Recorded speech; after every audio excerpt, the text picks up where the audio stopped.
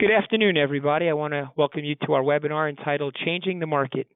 Today we're going to learn about the most innovative approach to managing a group medical insurance over the long term using a captive insurance strategy.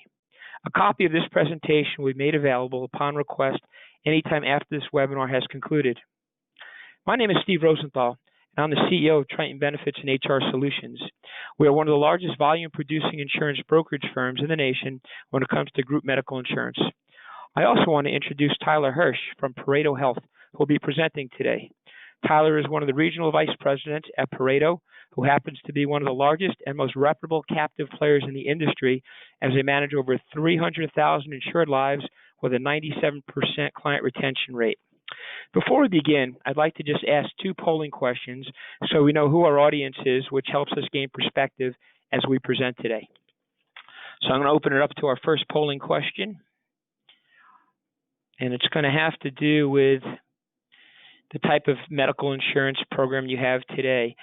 Traditionally, fully insured, self or partially funded, level funded, or we don't offer group medical insurance.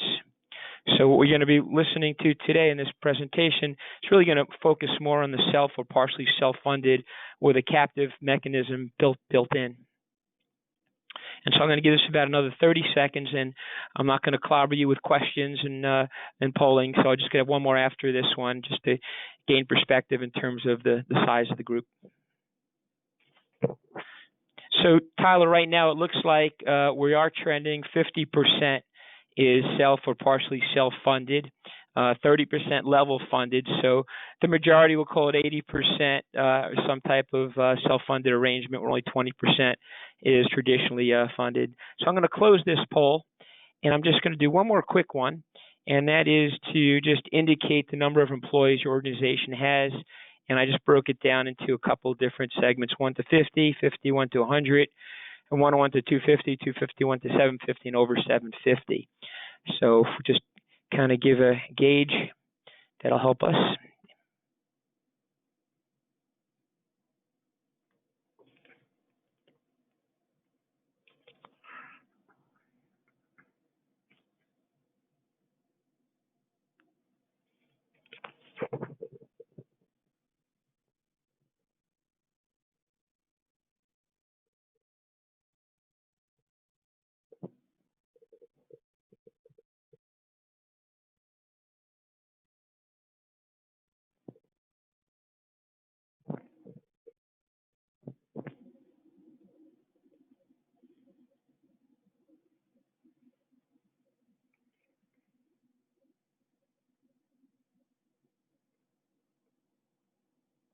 Okay, we're going to close this out. And it looks like 40% 1 to 50, 40% 51 to 100, 7% 101 to 250.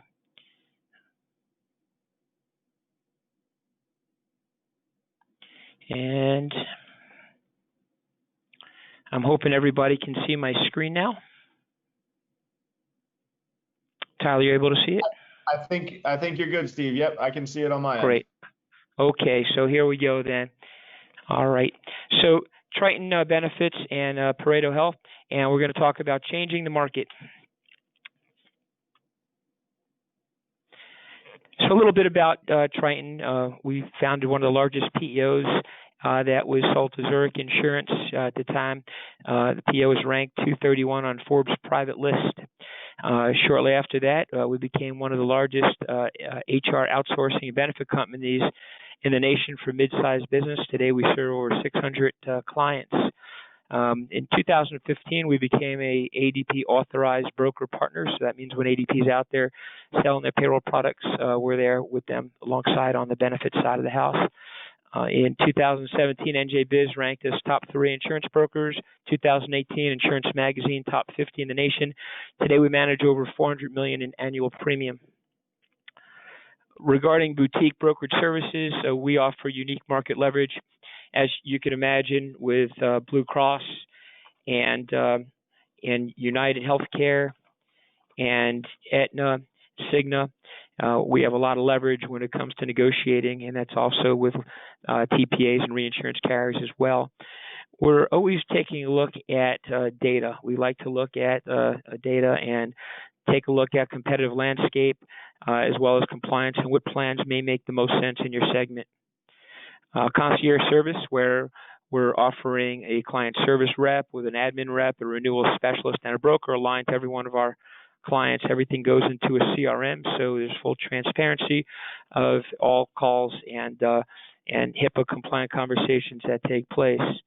For analytical tools, we use a lot of times the ADP Workforce Analytics. We use something called Xywave, Truven, just to gather, analytics and data, as well as the Kaiser Foundation. We subscribe to their data as well.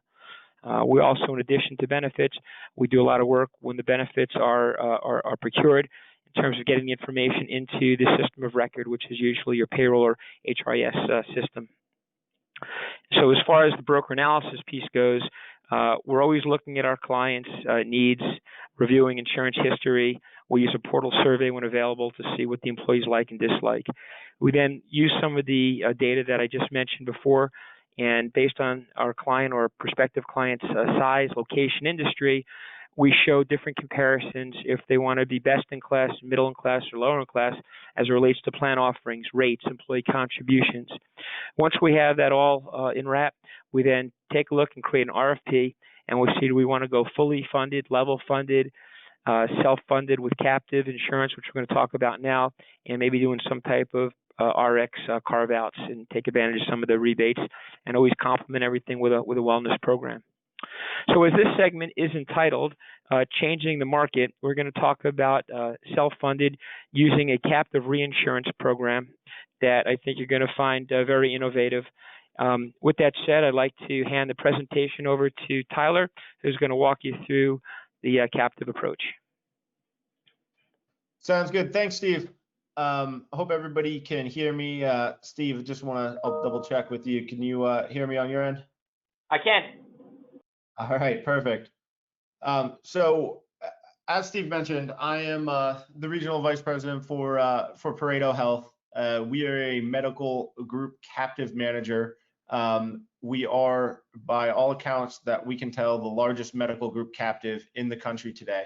As Steve mentioned, we represent over 300,000 lives inside of our captive program, and I'll touch on some more numbers in a little bit here.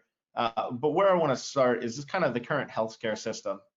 And I know we did the polling. It sounds like the majority of you on the webinar are currently self-funded, which is great. It means you've already taken some steps to get out of the current system and kind of get out of the control of the BUCA carriers. So when you hear the term BUCA, it's Blue Cross, United Healthcare, Cigna, and Aetna. And what I wanted to touch on first is just kind of the current state of our healthcare system, share a little bit of an overview, and then go into the captive program that we have put together that Steve mentioned. So right now, what you have in our current healthcare system is a system that's dominated and controlled by those BUCA carriers. Whether you're in New Jersey, New York, down in Maryland and Pennsylvania, all throughout the country, these are the four major carriers that control the majority of the market. And they've controlled it for a very long time. And what they've done in maintaining that control is that they've been able to dictate and set the messaging to you as the employer. They've been able to kind of drill into your head that healthcare, health insurance in particular, needs to be viewed in only 9 or 12-month increments. They want you to think of it in a buying cycle and not think of it in a long-term strategy like you do for every other part of your business. And we feel, and Steve and their team at Triton, they share our sentiment that is a broken model, that's a broken approach. It's not as if your healthcare claims go away after 12 months. You don't get a whole new batch of employees every 12 months that no longer have illnesses, no longer have claims. So what we're trying to do with our model is break that system apart, break down that mentality, and let's put in place a true multi-year approach, a 3 to 5, 10-year strategy of how to drive those costs down. And you'll see here in a little bit, that's really what we have done. and how we've been able to achieve the results and growth that we have. Real quick, Steve, I'm not sure if I have control over the PowerPoint to click through here. You know, I'll just keep clicking for you. Is that good? Yeah, go ahead. So if you could just jump to the next slide, that would be great. So what we're talking about with our program is we allow a mid-sized employer like yourselves on this webinar. So employers in the 50 life range, all the way up to 500 lives, that would be dubbed as mid-sized employers. What we allow you to do is to escape that current system. We allow you to have what is considered the strongest stop-loss policy available in the market today. So goal number one of the program is to provide all of our members with the security to be self-funded, and that security involves not having bumpiness, choppiness, and volatility year over year. And the way we do that is that we remove lasers at renewal time and give you what's called a no new laser contract, and we cap the stop loss premium at a 30% historical rate increase. 30% is the largest increase we've ever given to the stop loss premium. For you employers that are on the phone that are fully insured today, 30% sounds like a gigantic number. And when you're fully insured, that is a gigantic number. 30% increase on your total healthcare spend is a very large number. When you become self-funded, the stop loss premium only represents about 30% of your total spend.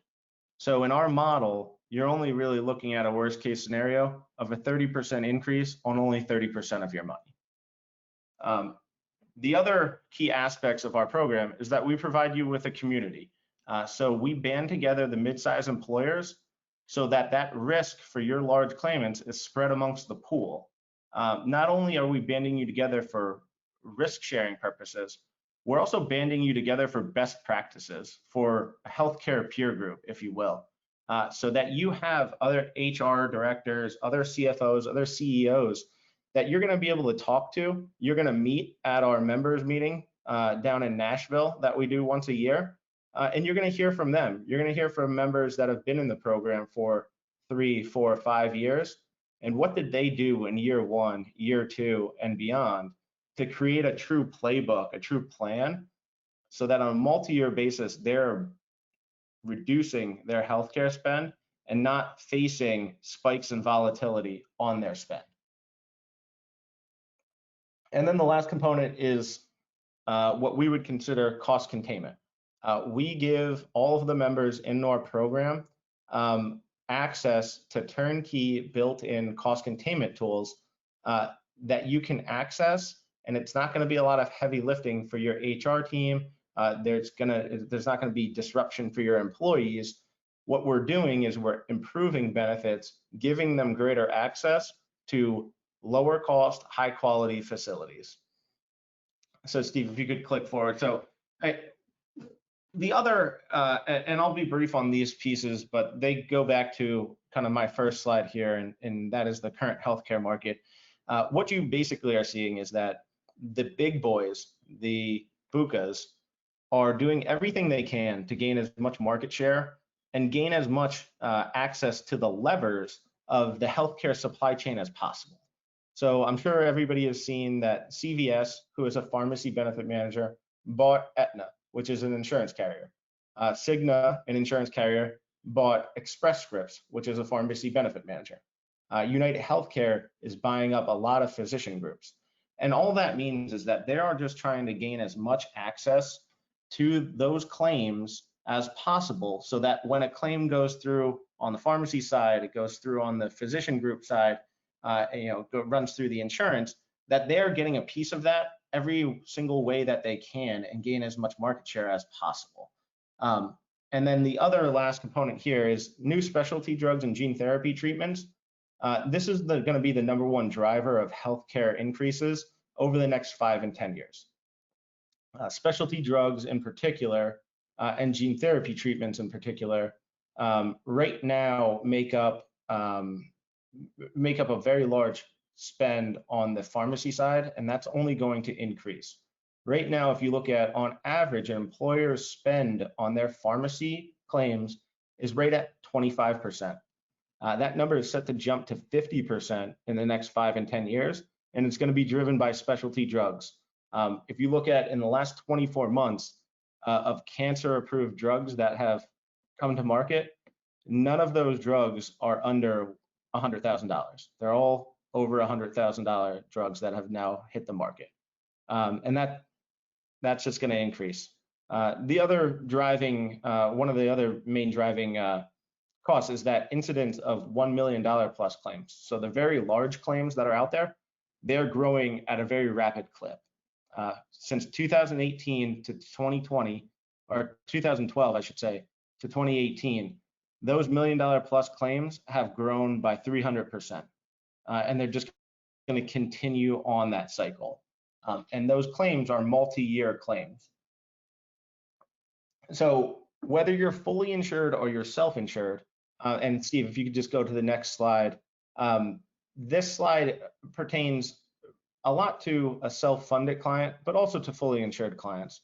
And that is, if you think about the duration of a claim, so something like a knee replacement, somebody has a baby, somebody even has a heart attack, that claim is going to occur inside of 12 months. But what's happening is that the bottom half of those claims, certain types of cancers, dialysis, specialty drugs, those are all multi-year claims or multi-policy period claims that are going to last longer than 12 months. So what you're going to be faced with at renewal time, if you are self-funded today, is you're going to be looking at picking up a laser.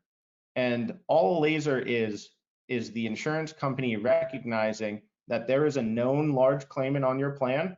And at renewal time, they're going to ask you to pick up the cost of that claim, that entire claim, moving forward. If you think about a laser and think about it in terms of other insurance, all a laser is a known large claim that's out there. So we all probably have homeowners, renters insurance, and car insurance.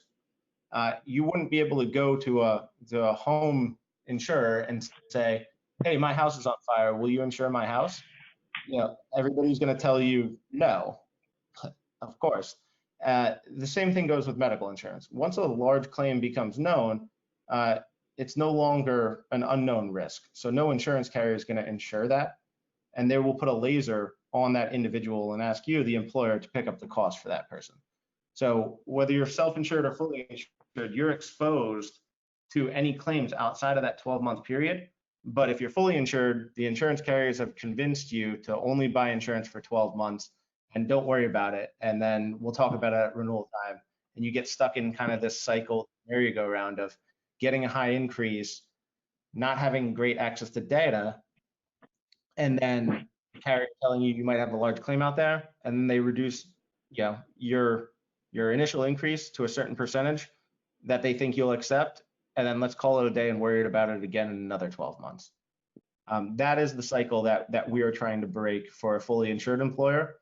For a self-insured employer, we're looking to upgrade what you're doing today and give you that protection that you're not going to face a laser at renewal time, and you're never going to have higher than a 30% increase on that stop loss premium. So that takes us to the next part, which is the captive in general. And the captive, all we, you know, what we think about the captive and how we refer to it is really just a shock absorber. So a single individual employer in the mid-size, in the 50 to 500 life space, at renewal time can face a lot of volatility. And what that looks like, Steve, if you just want to click to the next one, is it looks something like this. And that is, you're going in alone, you're taking all the risk yourself, and if you have, unfortunately, a cancer claimant pop up that is going to cost $250,000 on an ongoing basis, the insurance carrier is going to ask you to pick up that first $250,000 of claims for that individual because it's now known. What we're able to do in our program is take that single employer, and Steve, if you click on the next slide, And we turn it into something like this. So your renewal looks much more stable, it's much more static, and most importantly, it's much more predictable than when you're going in alone. And the reason we're able to do that is because we're banding you together with other like-minded employers that are all working in concert for the same goal, and that is to reduce your healthcare spend.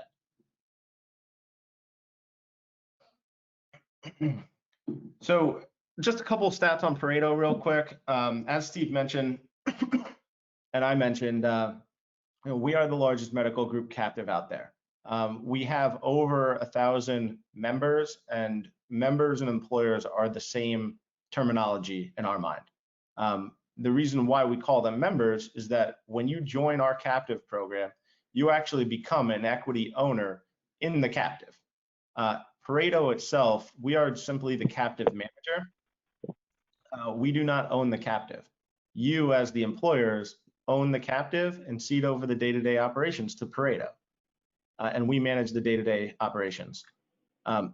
In order to become an owner in the program, you do put up capital.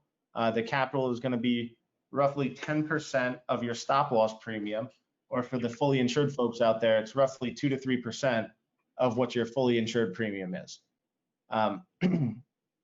We have a 97% renewal ratio. There are no multi-year commitments in our program.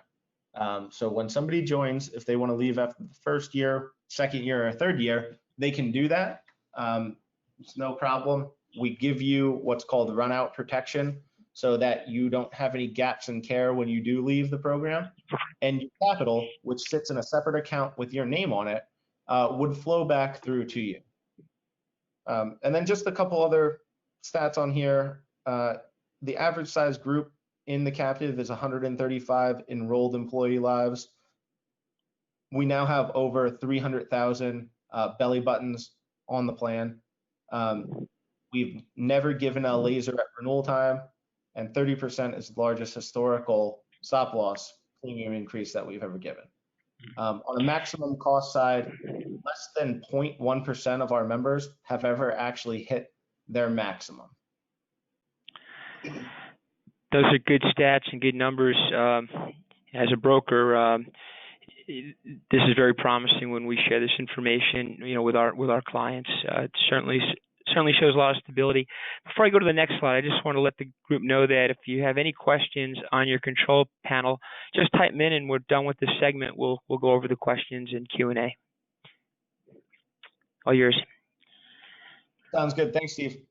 Now, this is the part of our program that makes us very unique. Some of you out there might have been introduced to captives or consortiums that exist, and we're no stranger to them. We know our competition, and we know what they have built.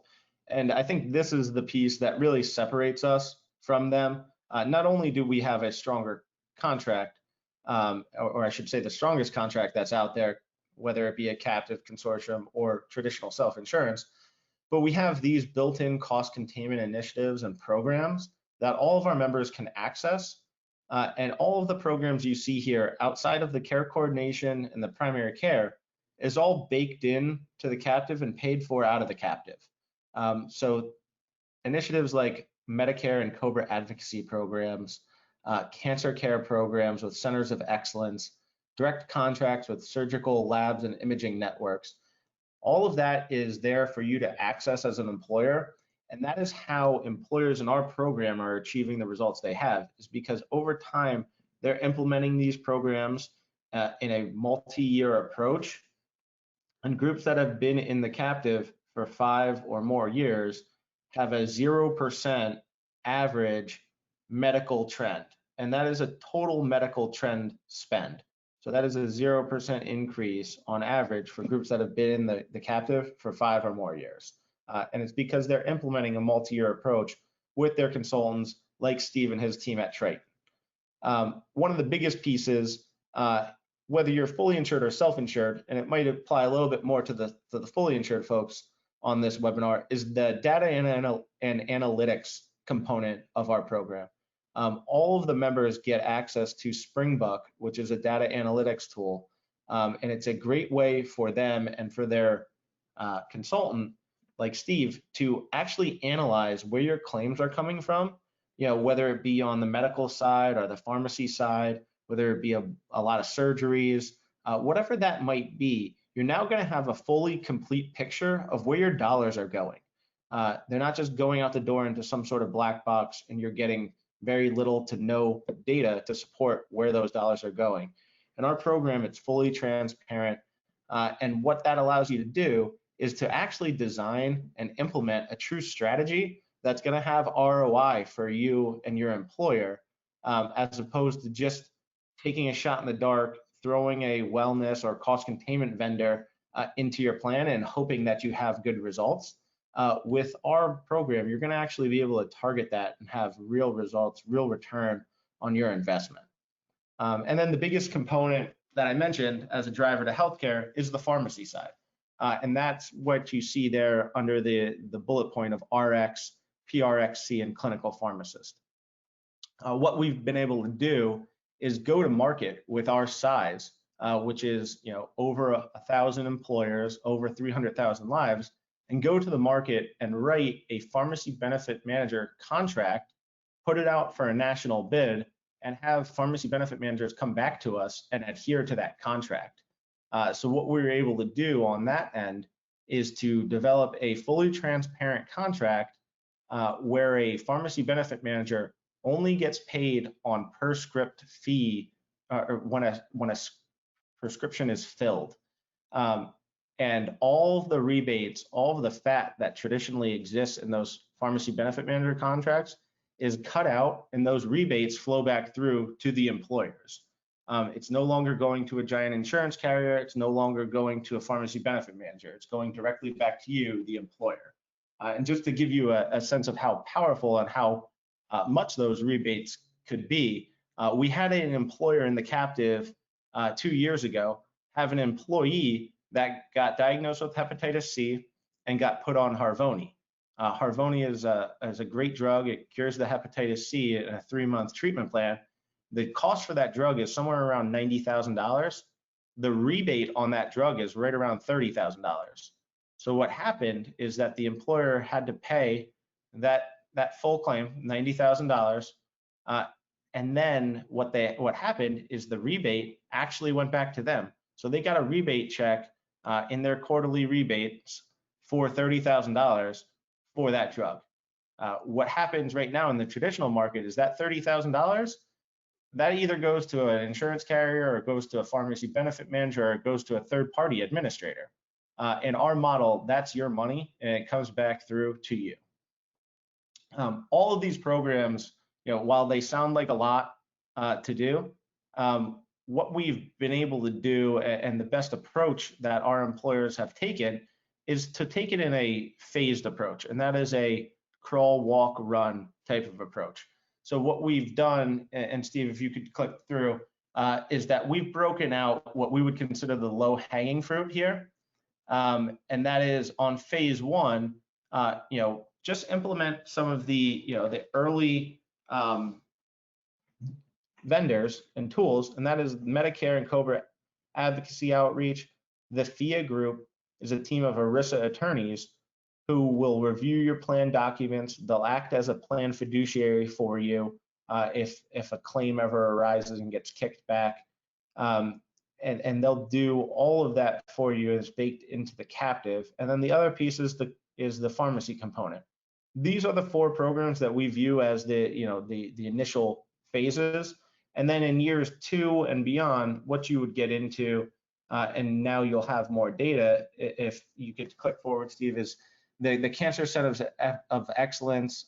Maybe you take a look at tying dialysis to Medicare rates, and you access the surgical bundled networks, and you put some incentives in place for your employees that says, inside of a PPO network, the cost for something like a knee surgery can range anywhere from $17,000 all the way up to $67,000. You can now tell your employees, hey, we'll waive your copay, we'll waive your deductible if you access the direct contracted surgical network program that we have through Pareto.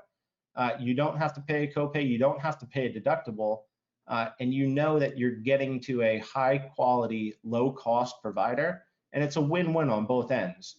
Your employees no longer have to pay a copay, they don't have to pay a deductible, and you as the employer don't have to pay, or you as the employer are paying a lower rate for that service, and you know it's a high quality facility. Having said that, naturally one of the questions that's going to pop up is, well, are you telling me that now I'm directing care to my employees? And the answer is no. With our program, it's fully flexible, where your employees will have access to a network. So they'll have access to either Aetna, Cigna, United Healthcare, one of the Blues networks, as a PPO like they do today. The difference is that those claims will run through a third-party administrator who is going to essentially play the role of the insurance carrier today.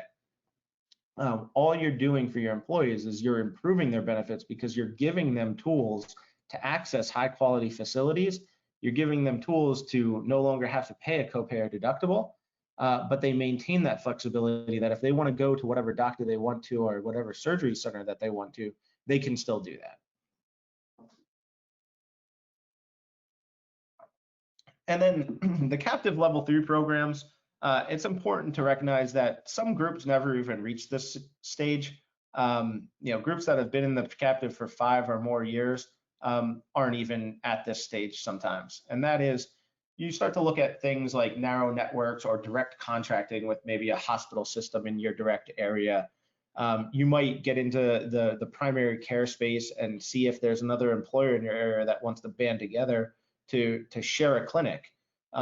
Or you might want to put in place something like care coordination tools, which will essentially handhold your employees through the healthcare buying process. And that is, they'll set appointments for your employees. They'll do the research for your employees and say, hey, I know you have an MRI coming up. There's 3 MRI centers in your area. These are the costs for each. And this is the copay, this is the deductible that you have today, and this is what it's gonna run you. So that is kind of the end phase. And then what we see is, the total program, Steve, if you could click on the next slide, is something that looks like this.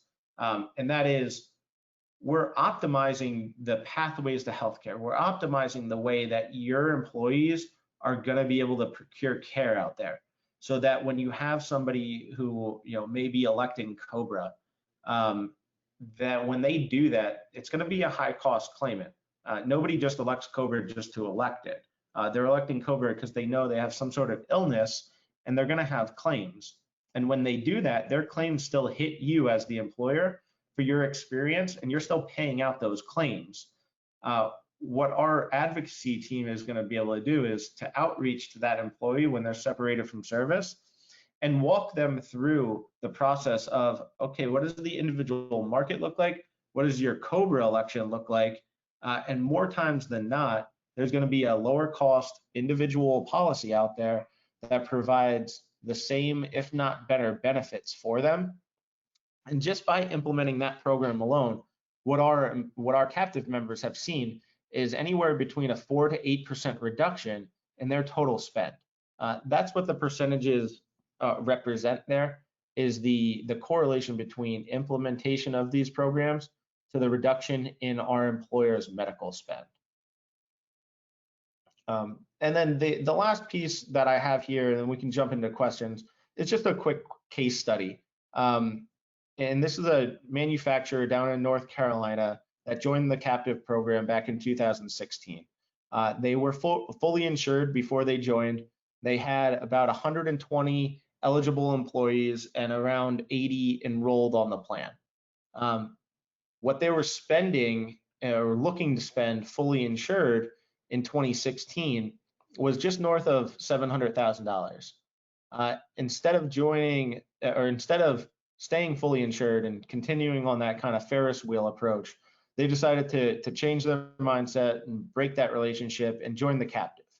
And what we did here is we took their performance in the captive from 2016 through 2019 and compare that here to fully insured and said, okay, they were paying north of $700,000 fully insured, or that's what they were looking to pay in 2016. And we trended that forward by 6% per year. 6%, I think, if I asked the question to a lot of the employers who are fully insured, would probably agree with me. That's a pretty low renewal, or a pretty moderate renewal on a fully insured basis. And you'd be right. The actual average for fully insured increases in the country today is somewhere around 9%. So we think we're being, pretty lenient there by only giving them a 6% year over year in the comparison here. And what happened is that they had net savings over this time period of, just under $500,000. And Steve, if you click to the next slide, yeah, I think this is, I think the most powerful piece is that if you look at what they spent year over year in the captive compared to the fully insured model, they never spent the same amount that they were looking to spend back in 2016.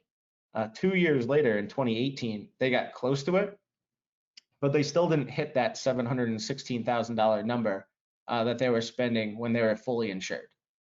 So naturally, the next question is, well, what did they do?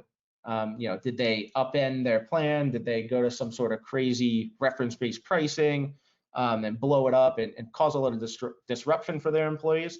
And the answer is no, they didn't. This is their cost containment playbook that they put together with their consultant. And this is what Steve and his team will do when they take a look at your benefits, is they'll say, okay, where are you at today? Let's put a plan in place. Let's look out not only a year from now, but 2 years, 3 years from now, and figure out what we think makes sense. Let's review that plan on a quarterly or semi-annual basis, and let's make adjustments to it and of what's appropriate to implement for you and your organization. And I won't go through every year here, but it's pretty simple. First year, all they did was they were fully insured with one of the Blues down in North Carolina, and they moved away from that arrangement to access a national PPO through Aetna. And then Meritain was the third-party administrator who administered their plan for them and gave them access to that Aetna network. They put in place the prescription drug manager carve out, which I mentioned earlier. So they received 100% of their drug rebates. They accessed the Springbuck data analytics tool with their consultant to compile a true risk of what they were looking at and what they might be facing down the road based off their demographics to continue to improve year over year on their plan. And then they had the FIA group review their employee handbook and review their plan documents to make sure that from a legal standpoint, everything was tightened up and was taken care of. And then you see in year 2 and year 3 what they did there, and that was to just basically build off what they did in year 1 and access the programs that they thought made the most sense for them based off of where their data was pointing them. So the last piece, and then I'll stop talking, I promise, is by joining other like-minded employers and joining a captive type of arrangement, what do I get? And everything you see on this page is what you get. So upfront, you get that security. You get the sleep well at night insurance of stop loss with a no new laser for duration of membership contract. It's not revocable by Pareto. It's not revocable by a carrier. You're never going to have a laser get put on at renewal time. You're going to have tighter renewal bands. So 30% is the largest stop loss premium increase that we've ever given. You're going to get access to a community of employers. So you're going to have your own healthcare peer group that when you have a question or you want to just say, hey, who's the other HR directors out there that are in my space, in my industry, kind of my size? I think I want to implement a new strategy, but I don't know what to do. You're going to now get a healthcare peer group that you can reach out to other members throughout the country that are in your same situation, and you can have those conversations. And then the final piece is the cost containment playbook. All of the built-in tools that are generally reserved for much larger Fortune 500 companies, you're going to have access to through Pareto. And as I mentioned before, the majority and bulk of them are all built into the program, and they're turnkey for you. So when you want to turn them on, our account managers here at Pareto will work with you and your team at Triton to turn them on when you feel it's appropriate. You're no longer left kind of doing the heavy lifting yourself and trying to vet out vendors and all of that good stuff. It's been taken care of by Pareto as the captive manager. So I hope that was interesting. I hope some people learned some stuff on this call. I know Steve, you mentioned earlier we're going to be doing some questions, so I'll just stop talking. Terrific. Tyler, thank you so much. And, Tyler gave a high-level deck on this in terms of, the landscape of Pareto. But I would tell you, behind the scenes, there's a lot that goes on. How they're able to use an agnostic approach with some reinsurance layers on top of this. We just recently had a client that we use Buckingham for third party to go out and bid the reinsurance. They go to Unity, to Gerber, a bunch of them. And in this case, $112,000 that were paid out over spec. The spec was 40, and the premium paid into stop loss was $540,000. So like, well, this should be a nice decrease. With a laser of $120,000, there was an increase. It was like 35%. We were like, this is ridiculous. So, sometimes, you lose transparency. It's nice that the shock absorber, and, you really need to get into the weeds to understand how the shock absorber works.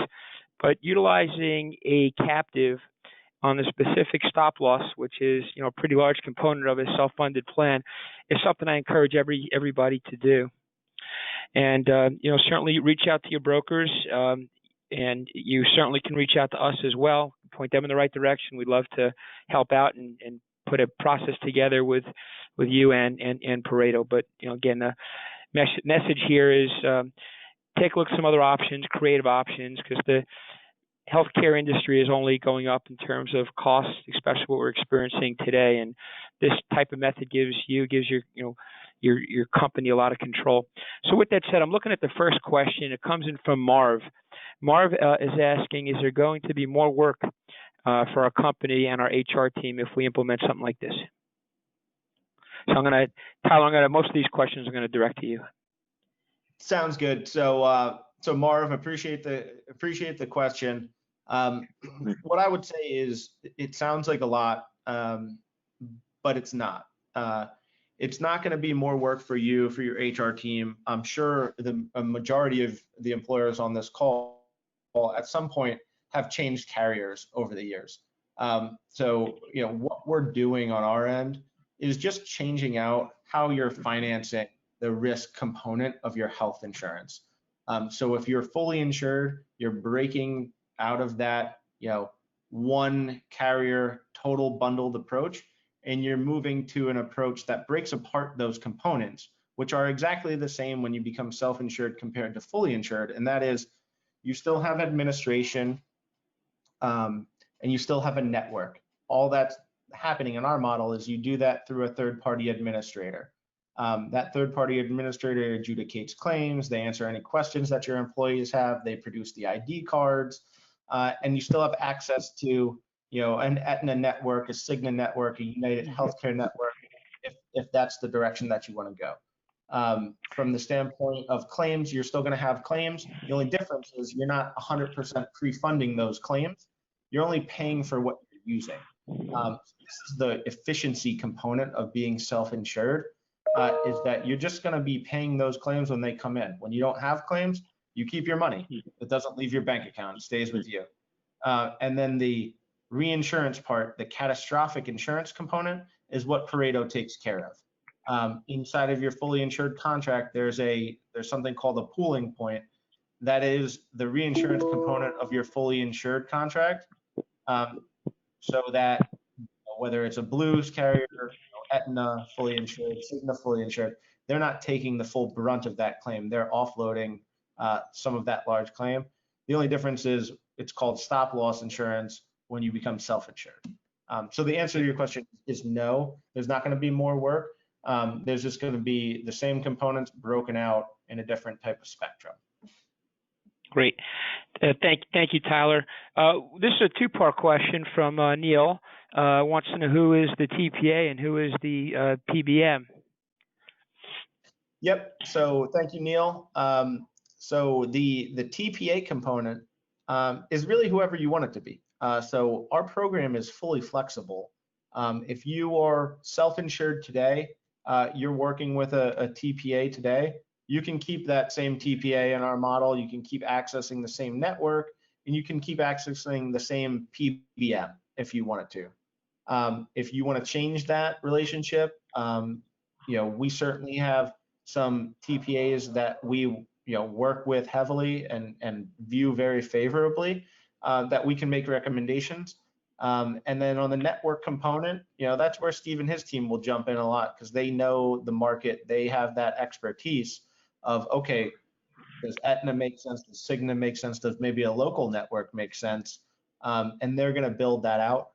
But in our model, it's fully flexible. Great. Got another question from Kurt. Kurt wants to know, what type of disruption will our employees see, and what network do we use, which I think you answered just now, Tyler. Yep. So the network piece is really whoever you want it to be. And from an employee disruption standpoint, there's really not going to be any disruption. Your employees, I'm sure, are used to open enrollment every single year. They're used to getting their insurance ID cards, and that's the same thing that'll happen on our model. If you do, change the network, what they'll get is an insurance ID card that says Aetna on it instead of Cigna, or vice versa. But from your employee standpoint, nothing's going to change. Unless you feel the need to tell them that, hey, we joined a captive and we're going to take on a little bit more risk, because we think it's going to be to the benefit of our organization as a whole, and it's going to give us more control of our insurance spend and give us more transparency.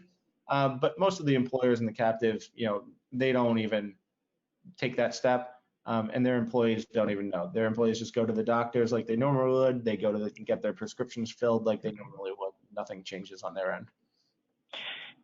Thanks, Tyler. Helen asked a question regarding, if I leave the captive, what happens to the capital? I would tell you, from our client's perspective, it's nice when the captive does well and money goes into the captive, and money can stay in the captive, and you could request to the board, if we leave the captive, or we want to take a dividend out of there. There's some tax treatments on how it's handled, but ultimately you can ask the board, and usually get approval, take some money out. But I think what Helen's asking is, what happens if I just leave altogether with the capital account? Yeah. So thank you for the question, Helen, and Steve, thanks for jumping in. That's a piece that I probably should have went into a little bit more on the capital component, but to answer the first part of the question, Helen, that what happens if you would leave the captive, say after the first year, that capital just flows back through to you. The capital sits in a separate account with your name on it.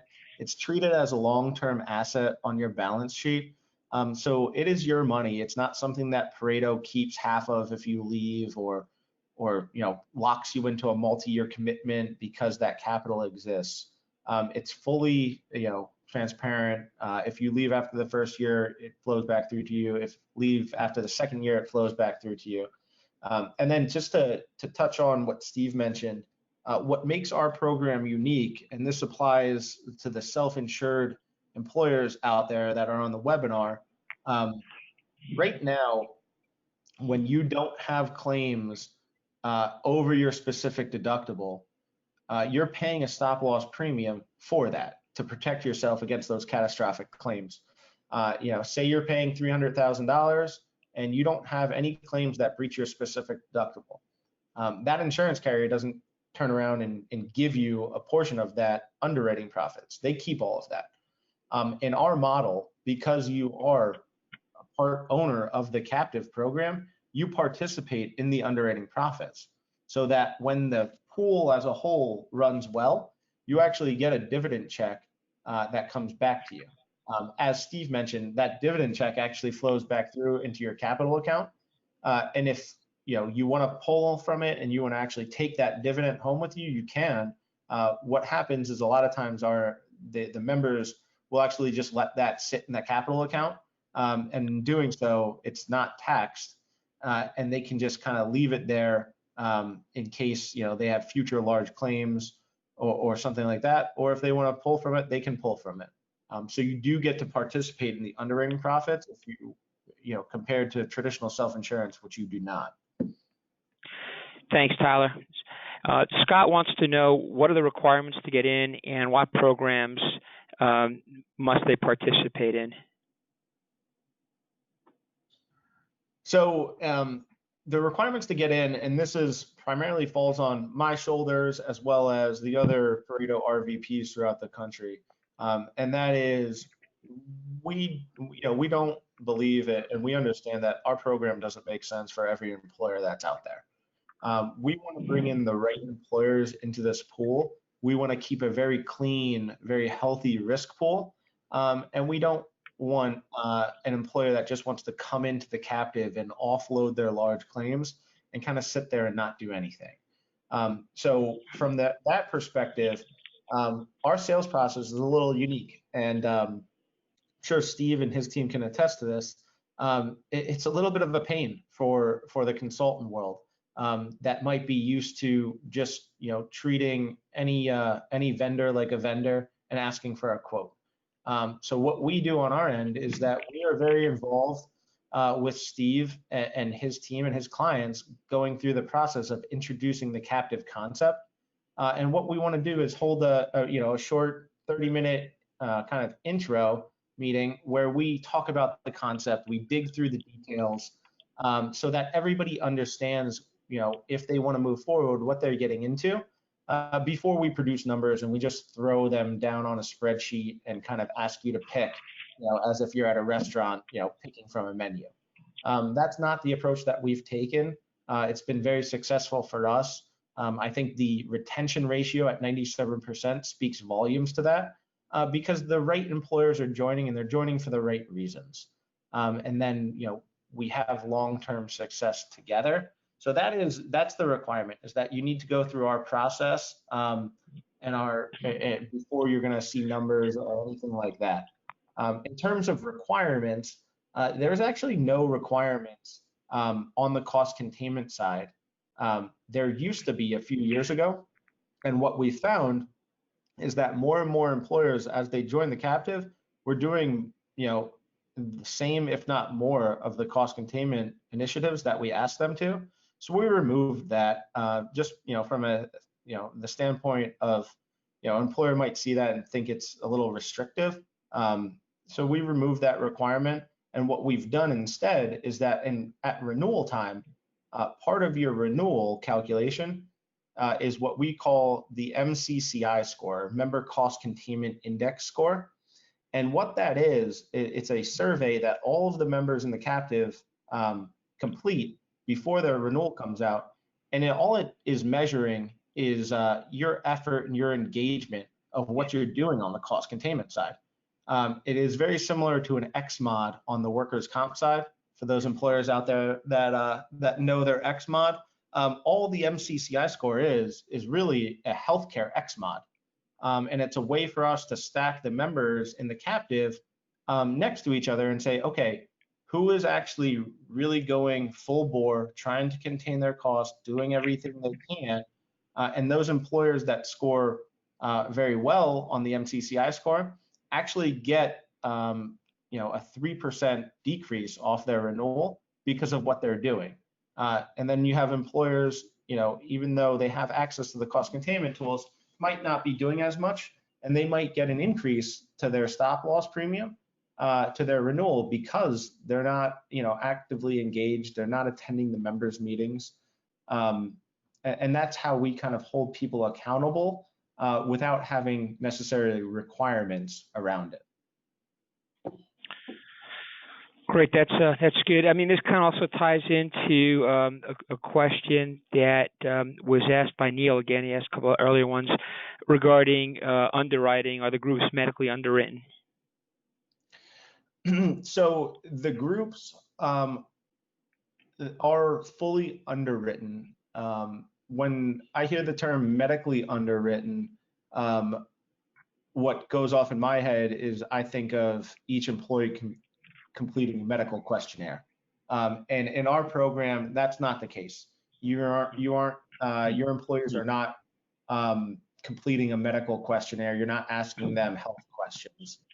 We are going to take a look at your renewals. If you have claims data available, we do want to look at that. But when it comes to medically underwriting each individual employee, that's not what we do. We underwrite demographics with a standard census and the renewals and the data that are available. That's great. And one last question comes from Olivia. She wants to know, can an employer group be kicked out of the captive program? So this is my favorite question, and it usually comes up. And, we refer to it as the survivor clause. So yes, you can get kicked off the island. Has it ever happened? No. And in order for it to happen, really an employer has to habitually do three things. And that they've never attended a members meeting. They have terrible claims year over year, and they're not doing. And the third aspect is they're not doing anything about those terrible claims. They're just offloading them into the captive, and they're sitting back and saying, "Hey, we know there's solutions out there that might help us to reduce these claims, but we're not going to do anything about it." If that situation would ever happen, what we're going to do is, one, we're going to have a conversation with your consultant. We're going to reach out to Steve and say, "Hey, this group is performing terribly. They're not doing anything about it. And what can we do? What kind of programs can we put in place and get them on board with to try to, alleviate this, because captive members are really picking up the costs here." And what we would do is put a plan in place, and hopefully you'd be agreeable if you were that employer. But in the event that you just say, "Hey, no, I'm in the program. I'm just going to offload these claims. I'm not going to do anything," then the board of the captive, which is actually made up of captive members, would then be able to vote them off the island and kick them out of the captive if they had to. Thanks, Tyler. These guys do a great job. If you're ever in Philly, they're over at the FMC Tower, one of the largest buildings in Philly. It's kind of the epicenter of insurance. Certainly look Tyler up, give us a call, and we can connect everybody together. So we said this webinar would conclude at 4. So seeing that we have no other questions, we'll end it a few 2 minutes early. So at this time, I'd like to conclude our presentation on changing the market. We'll be making available this presentation by request, so please feel free to email us at tina.friedman, that's Freedman, at tritonhro.com, or call us at 877-OK-TRITON. I want to thank Tyler from Pareto for presenting such an informative segment today. It was really good, Tyler. I hope you are all now subject matter experts in the area of captive insurance. Have a great rest of your day. Be safe. Stay well. Bye-bye. Thank you, everyone. Thank you.